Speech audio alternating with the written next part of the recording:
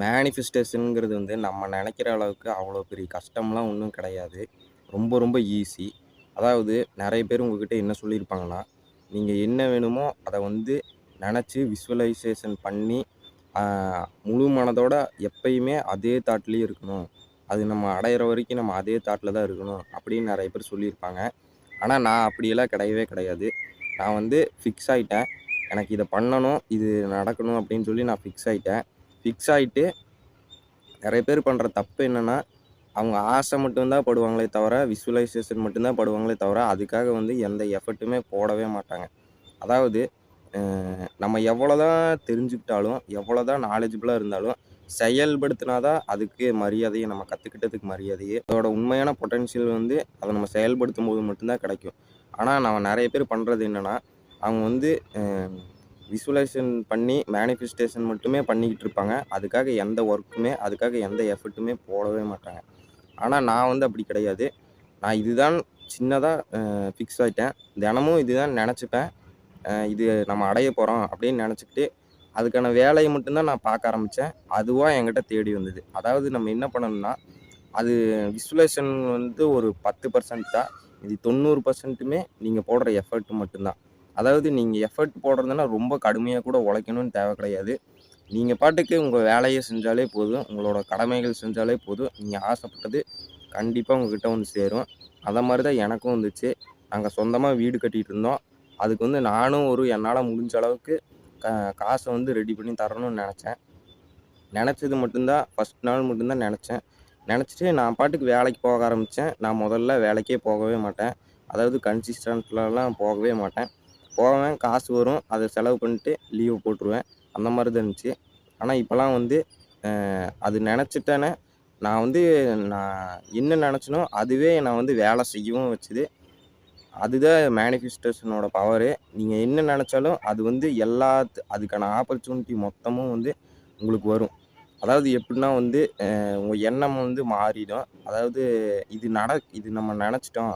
நெனச்சுட்டு இதுக்காக என்ன அடுத்த வேலை என்னன்னு பார்க்கறக்கு ஆரம்பிச்சுரும். அதாவது நீங்க உங்க எனர்ஜி மொத்தமும் உங்க இதுக்காக மட்டும் தான் செலவு பண்ணணும்.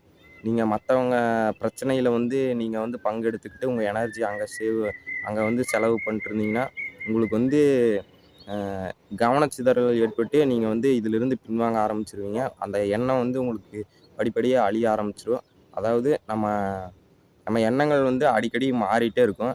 ஆனா, அது மாறாம பார்த்துக்கிறது வந்து ஒண்ணே ஒண்ணு தான். நீங்க வந்து செயல்படுறது தான். அதாவது நீங்க சும்மாவே இருந்தீங்கன்னா, உங்க எண்ணங்கள் வந்து மாறிக்கிட்டே இருக்கும்.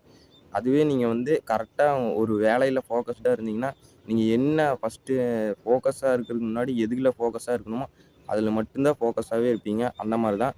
நீங்க முதல் நாளு உங்களுக்கு என்ன தேவையோ, என்ன இதுவோ கிளியரா இது பண்ணிட்டு, நீங்க அதுக்காக வேலைய மட்டும் ஆரம்பிச்சு மட்டும் வையுங்க.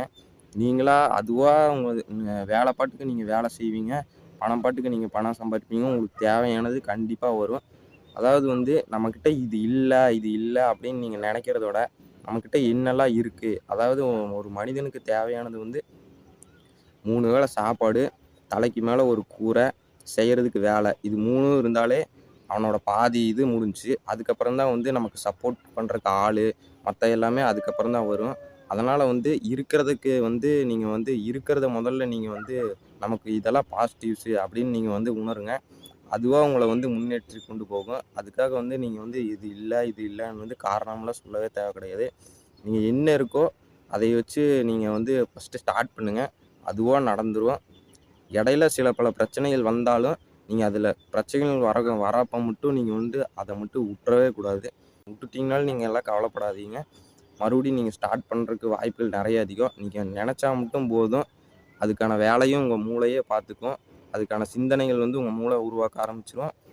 அதுக்காக நீங்க வந்து ஒர்க் பண்ண ஆரம்பிச்சுருவீங்க. நீங்க கன்சிஸ்டன்ட்டா ஒர்க் பண்ண ஆரம்பிச்சாலே, உங்களுக்கு எல்லாமே தேடி வரும். நீங்க எடுத்தோனே வந்து பெருசா ஒண்ணும் ஆசைப்பட்டு நீங்க வந்து தோற்கறத விட, நீங்க சின்ன சின்னதா உங்களால முடிஞ்ச விஷயங்கள நீங்க வந்து மேனிஃபெஸ்டேஷன் பண்ணி, அதுக்கான ஒர்க்க போட ஆரம்பிங்க. அதுவா உங்கள தேடி வரும். அப்பதான் உங்களுக்கு ஒரு நம்பிக்கை வரும். அதுக்கப்புறம் நீங்க பெரிய பெரிய விஷயங்கள வந்து ஆசைப்பட ஆரம்பிப்பீங்க. நீங்களே கண்கூடா பார்த்ததுக்கப்புறம் உங்க வளர்ச்சிய யாராலயுமே தடுக்கவே முடியாது. முன்னேற்றத்த யாராலயும் தடுக்கவே முடியாது. இதத்தான் அடிக்கடிக்கு பெரிய ஆளுங்கலாம் சொல்லுவாங்க. மேனிஃபெஸ்டேஷன் பண்ணுங்க, மேனிஃபெஸ்டேஷன் பண்ணுங்க. யூனிவர்ஸ் வந்து உங்களுக்கு குடுக்கும் அப்படின்னு சொல்லுவாங்க. அத தான் நானும் பண்ணேன். இப்போ வந்து அந்த மாற்றத்தெல்லாம் நான் பார்த்துக்கிட்டு இருக்கேன். தயவு செஞ்சு நீங்களும் பண்ணுங்க. உங்கள முன்னேற்றதுக்கான வழி உங்ககிட்ட தான் இருக்கு. அத வந்து நீங்க வந்து மறந்துட்டு, வெளில தான் நமக்கு மத்தவங்க தான் ஹெல்ப் பண்ணுவாங்க அப்படின்னு நீங்க நெனச்சிட்டு இருந்தீங்கன்னா, நீங்க அதே இடத்துல தான் இருக்கணும். உங்க மேல நீங்களே நம்பிக்கை வச்சு, நீங்களே உங்களுக்காக ஒர்க் பண்ண ஆரம்பிக்கலன்னா, மத்தவங்க யாருமே உங்களுக்கு எதுவுமே பண்ண போறதில்ல. அதனால நீங்க உங்களுக்காக ஒர்க் போட ஆரம்பிங்க. நீங்க உங்களுக்காக வேலை செய்ய ஆரம்பிங்க. மத்ததெல்லாம் யுனிவர்ஸ் பார்த்துக்கும். நன்றி, வணக்கம்.